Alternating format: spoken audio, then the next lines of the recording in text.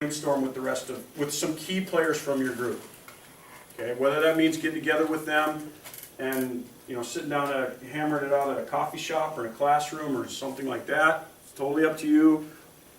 When you're going to do it, if you're even going to do it, I just want to strongly encourage you to talk to some of the key players in your group and see if you can arrange something like this.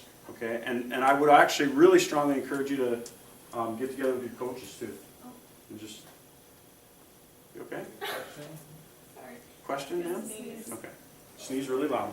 Just let it go. Let it rip. All right. So now we have a what. We want to come up with a what. That's the purpose of this right now. Okay? I'm sorry, not the what. Where are we here? Okay. I'm back. We got to come up with the how. Okay. What do you got to do? How are you going to get to where you're going? Okay, now I want to show you the example because I think this clarifies.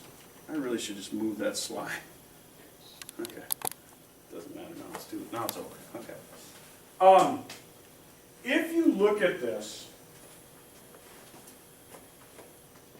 what this group did, and it's kind of how I usually do this when I work with people, is I say, okay, give me a list. Every single thing that you can come up with that you are going to need to do, and I'm sure you can't read this writing because it's pretty small, but every single thing that you think you're going to need to do as a group, just write it on a whiteboard or something like that. Write it on a piece of paper. And then what we'll do is we'll separate them into groups. Right? And then these become the 5 groups or the 5 pillars. Now some people say, well, we have 6. Okay, then I guess you have 6. Some people say, we only have 3. Okay, then I guess you only have 3. Okay? But it is this document that this group, this football team, is going to check on a weekly basis and make sure that they're doing all these things. It is this document that they hold each other accountable to. We'll talk more about holding people accountable to stuff later. Okay. What I'm going to suggest you do for maybe the next 5 minutes is write some things down. Pick each other's brain. I'll leave the example on the board. Pick each other's brain. Feel free to talk. And just try to fill in the bottom of this thing to the best of your ability. Try to group things that are related. Oh, incidentally, I want to let you know this. This group also set 5 team goals that they need to, and they were very specific team goals. They were things like, we are not going to give up more than 200 yards of offense in any game.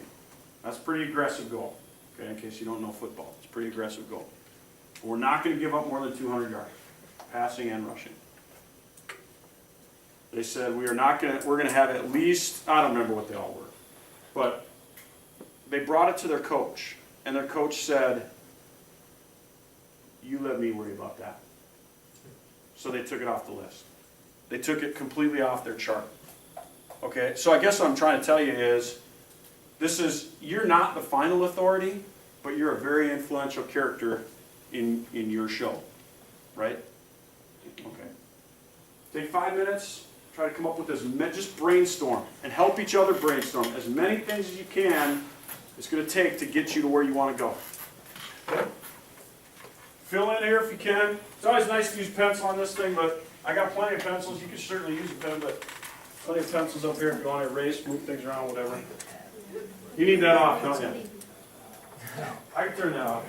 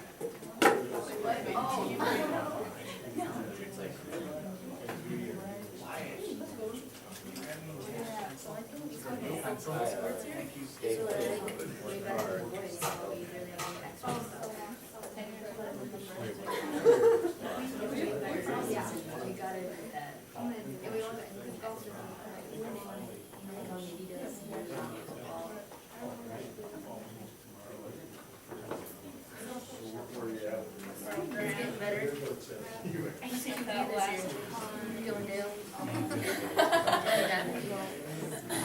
he quit. Jokes on you, that was so right. Yeah, that's all it does. He was complaining to me about his back, and I just told him to take my kid. One time you told me to the I'm governor. That's so bad for your women. Yeah. Or is it?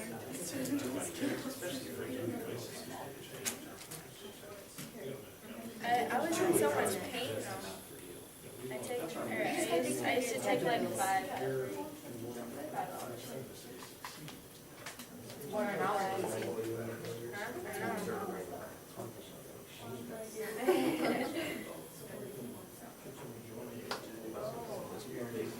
Finally, I felt my I always feel like I'm doing myself, but I'm not hurt.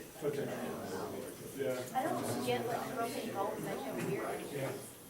Like my My cartilage goals in is my elbow. my hips being Yeah. and stuff.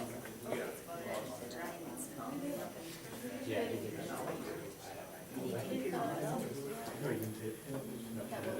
it. Remember that? Yeah. It happens every time I switch on last night. Is it mess with your back too?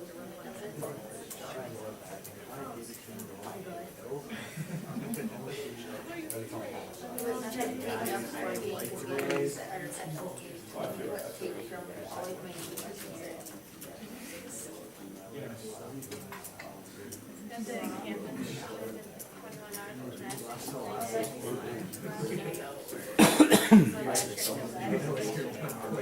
Your daddy fix it? Oh, great. It was like tingling in my toes.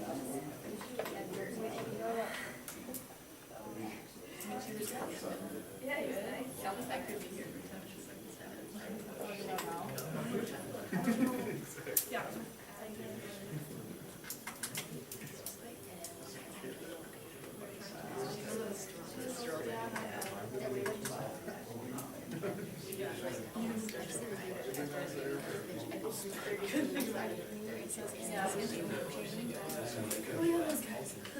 Can legally, but you can't physically. Like what you looking for? I was like falling apart. Literally standing. So it's like I was just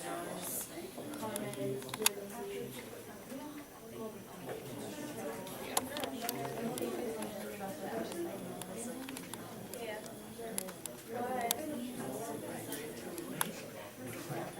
Are you keeping the same 5 colors? Yeah, I kind of did, but.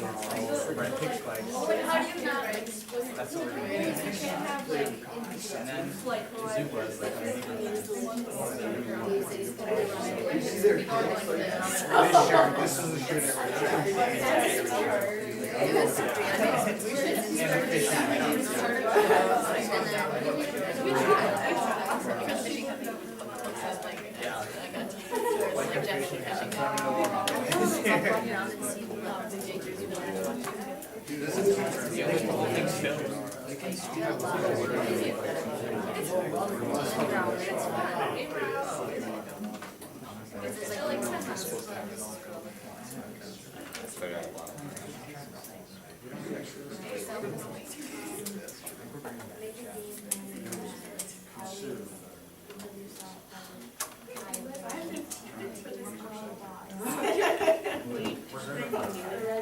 one going down? I did it with the magnifying glass.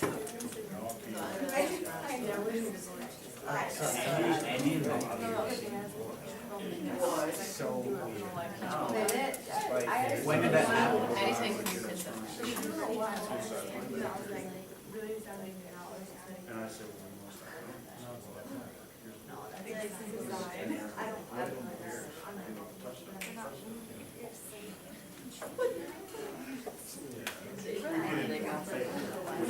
but you can see it. But I said, trying to get there. It's almost like, yeah, that, I said that back in the spring, but that is how I do it now. We're actually picking guys. All right. So, I guess at this point, we're done with this. I don't have much more to say about this, except for maybe just to add that this group, kind of, in working with them, I feel like they have sort of an inferiority complex. You know what that is? Like they kind of have a low self-esteem. And so they added a little layer down here, and they said, this is our foundation. This is kind of what drives us, is that we want to prove people wrong. So, because they believe that people are saying that they're not going to be very good this year. And to be honest, I don't know if that's true or not, but I don't check on Twitter.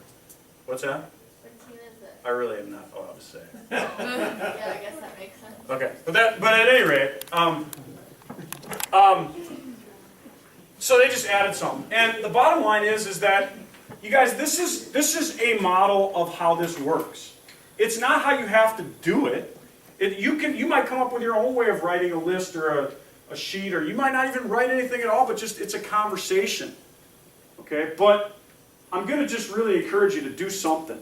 Don't just sit back and go, well, we kind of want this, but I'm not really. I mean, think about it like a trip, like a journey. Right? Like you're actually trying to get somewhere. You got to decide on a destination.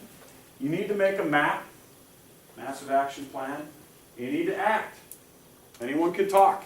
Anybody can write this garbage on a screen. But who's actually willing to follow through? Anyone can talk. So, that said, we're kind of at the point right now where I thought I would share just a little bit of philosophy on having a good meeting. None of this stuff is in your book. You can write it down in the margins or something like that if you want to, if you see something you like. Otherwise, I could tell you the name of an author who, if you get a chance, I'd get a hold of his book. But when you have this meeting, I was just talking to Mr. Herman right now about a little conflict that I'm having with another coach on the staff that I coach on. And I actually have the belief that it's good for us to have conflict. But ultimately, we have to go back to not who's right, not who's wrong, not who's a better football coach, not who's a better motivator, not who's a better this or that, but really, we go back to what's best for the team, right? What's best for the ultimate goal that we're trying to get at. So, we touched on this last week. I want to share this stuff with you right now. Feel free to write it down. Feel free to use it. I think you'll find it helpful. I found it really helpful as I've read it. First of all, key players. You probably could write them down in your head. You can probably write them down in your book right now. They're already in your head. You know your 3 to 10 key players, don't you? They're already in your mind. Sometimes it's hard. Sometimes because you get to too many. You get to 12 or 15. Problem is, well, you tell me, what's the problem with having a meeting with 15 people? There's too much talking, right? And people just kind of start lobbying for their idea because they kind of think, well, if I don't say this right now, I'm never going to get a chance later, right? Because there's too many people here. That's absolutely the case, and research shows that's actually what happens in big groups like that. So ideally, you want 3 to 10 people, key players. I'm going to strongly encourage you to at least have a conversation with your coach, see if you can get your coach there. If you can't, maybe just let them know that you're planning on doing something like this. And then when you finish your product, whatever your product is, whether it's a piece of paper or like the drawing that I showed you or whatever it is, at least just kind of show it to them, run it by them, say, hey, what do you think of this? Maybe they say, hey, great, let's make a poster of it and put it on the wall. Or maybe they're going to say, this is garbage, start over. Or maybe he's going to say, we've already done all this stuff. But like I said, you might want to especially contact whoever's in charge of your group.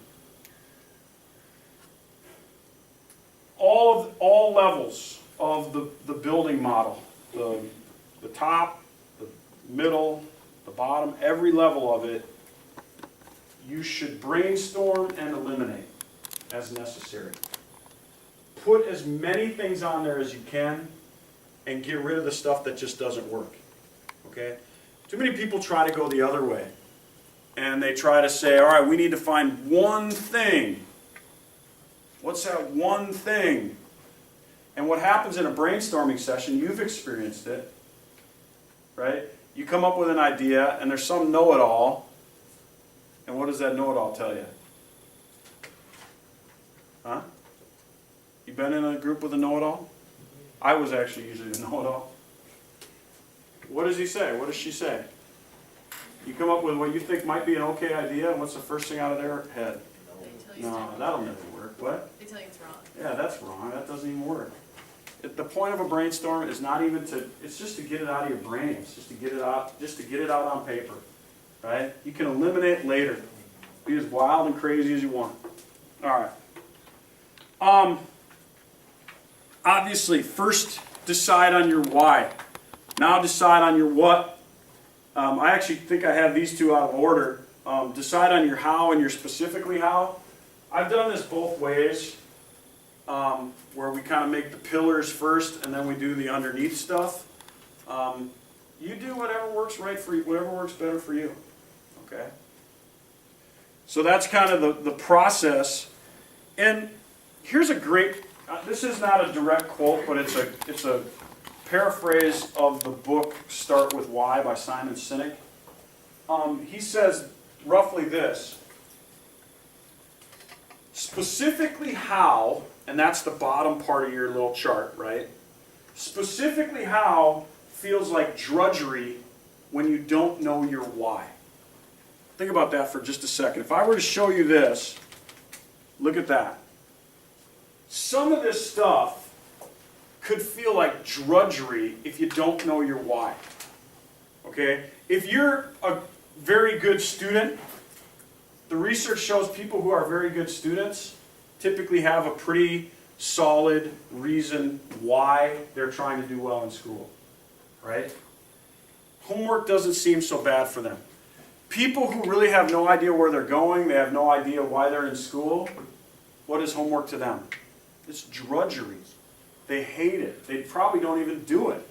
Because why? Because there's no reason to do it. So what Sinek says is this. Again, I'm kind of moving back and forth here. But Sinek says, specifically how it feels like drudgery when you don't know your why, but it feels compelling when there is a why attached to it. So what does that mean?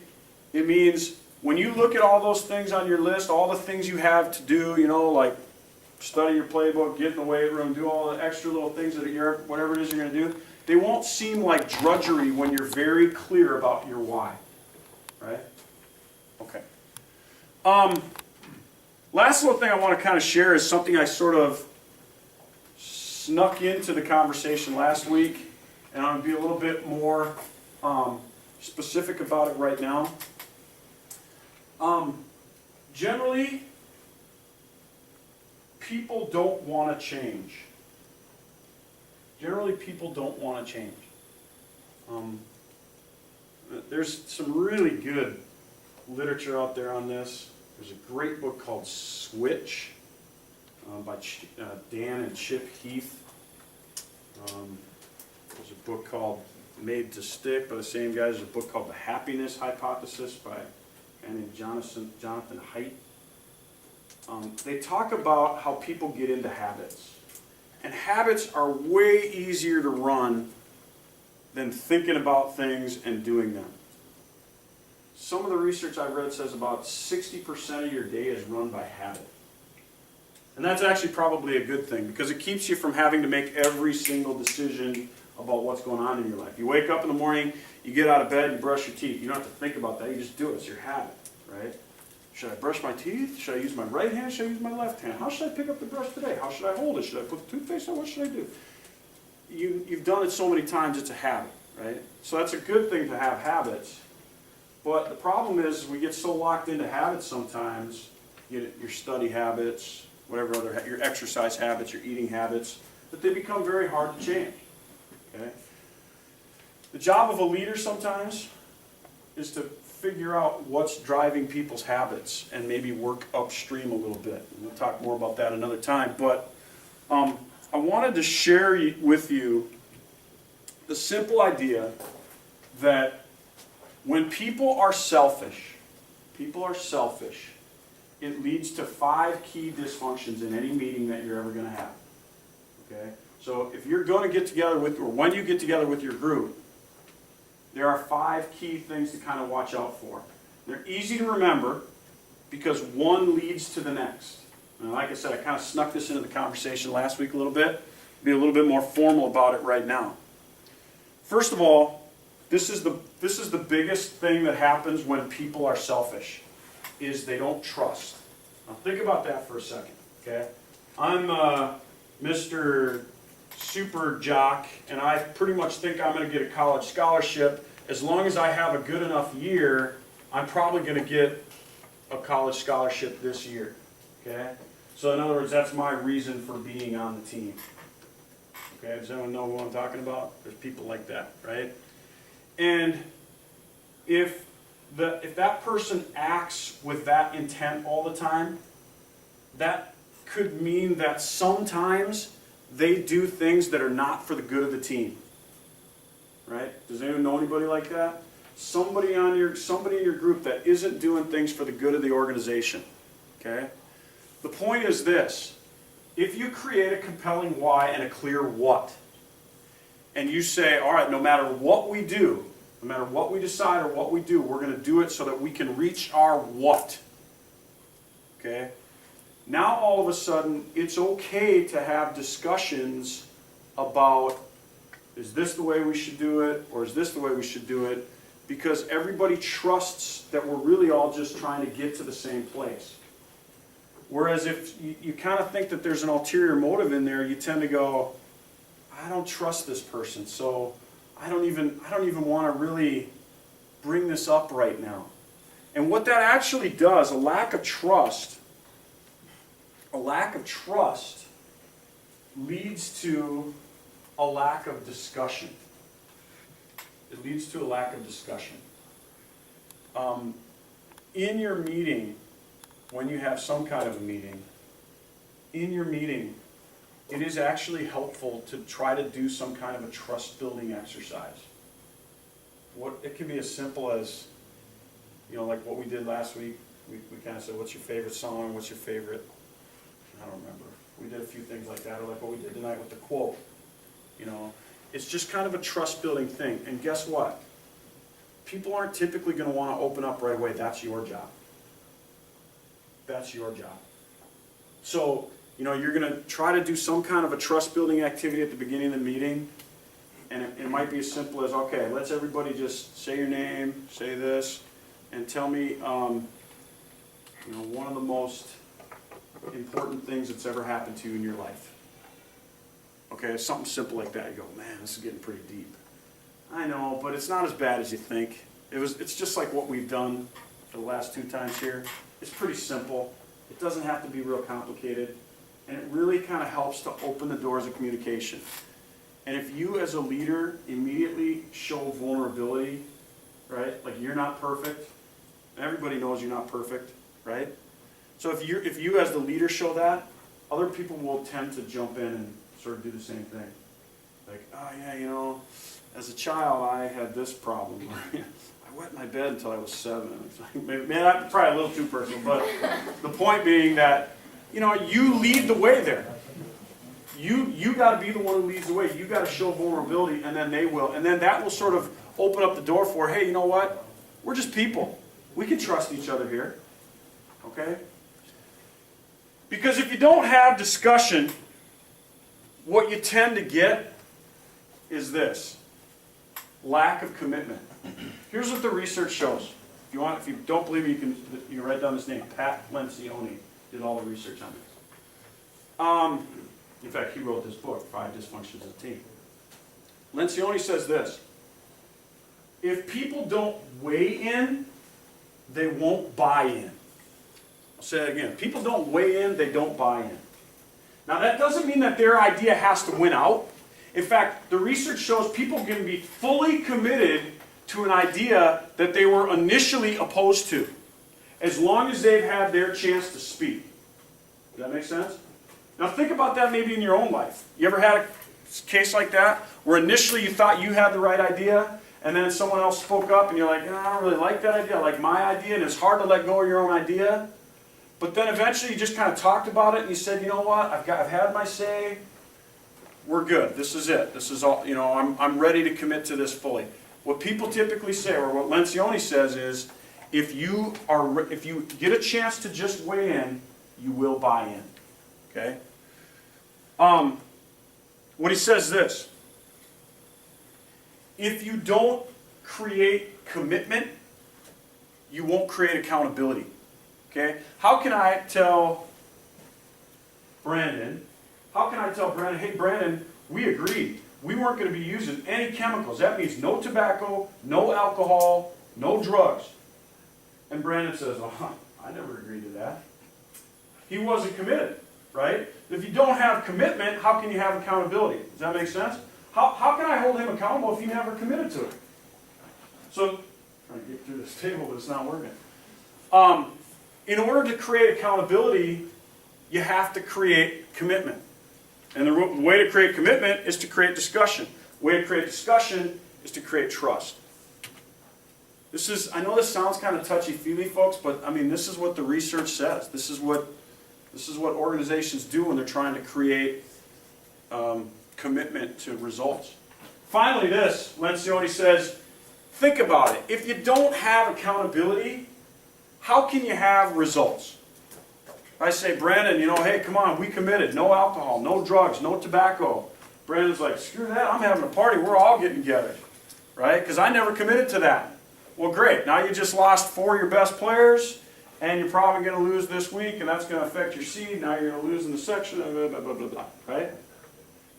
You can't get to the result if you don't have the accountability. You have to be able to look somebody in the eye and say, we agree to this, you're on this team, you're going to do what's best for this team, because, doggone it, I'm the leader, and that's what we decided.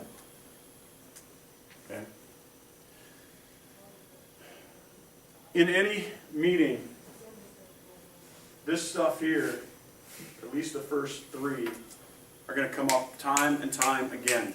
You cannot be afraid of conflict. You cannot be afraid of arguments. You have to learn to manage that. You have to learn to say, okay, let's hear each other out here. In fact, sometimes when I see 2 people arguing and going at it, and I'll start to see someone back down, I'll say, I just want to interrupt for a second. And I'll say, I just want you guys to know that this is exactly the argument that you need to have. So keep going with it, and then I'll back off. It seems kind of like counterintuitive, like, why would you interrupt that? Well, I just want to let them know, you can be comfortable with this. There's no problem with it, right? Be comfortable out there on the edge of what seems like is normal. Learn how to get comfortable there. Okay, there's a spelling, by the way, in case you're looking. Pat Lencioni. Got a lot of good stuff. Finally, there's a page in your book. It's kind of the last page in this or one of the last few pages in this section.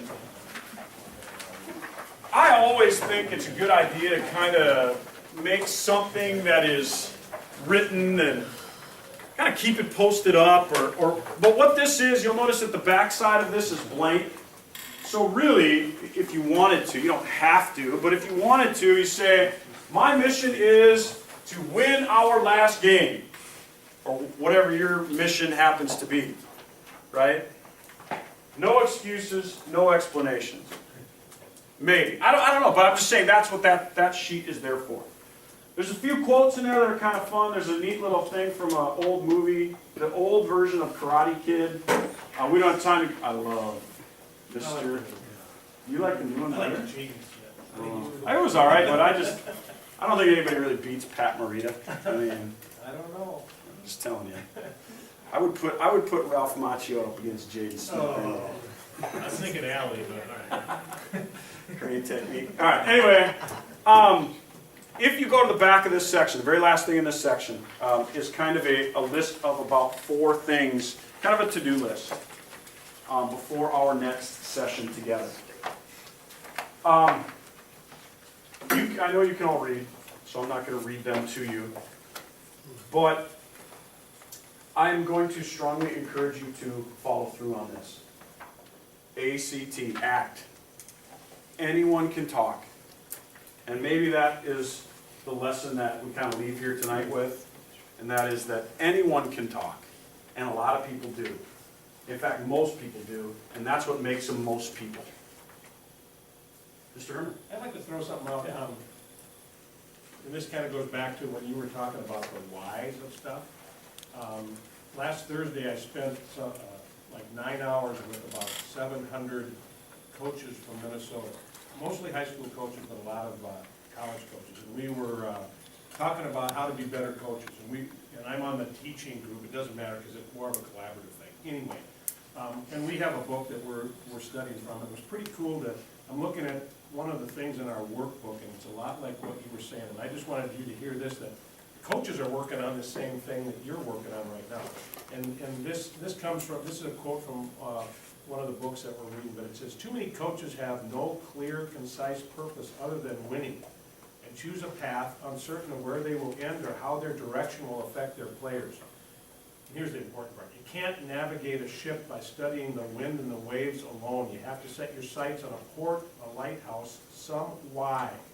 A purpose that keeps us centered and focused on honoring, and this is the high calling of coaches. But it is all about why. We're studying the same thing you guys are. We're trying to come up with some kind of a foundation. We call it a purpose statement. You call it a mission statement, whatever it happens to be. And I'm hoping that you guys will take a look at that homework and start to develop some of those things. I'm trying to work on one. I've got a sports meeting tomorrow night and Thursday night, a fall sports meeting. We're going to have probably 600 people at each one of those.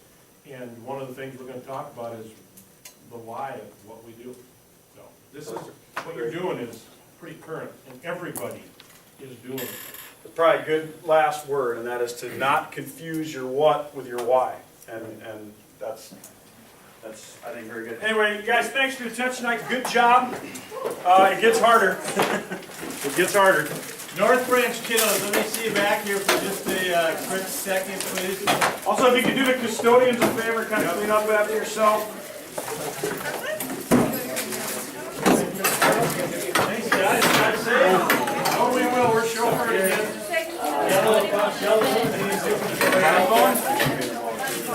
All right, get ready.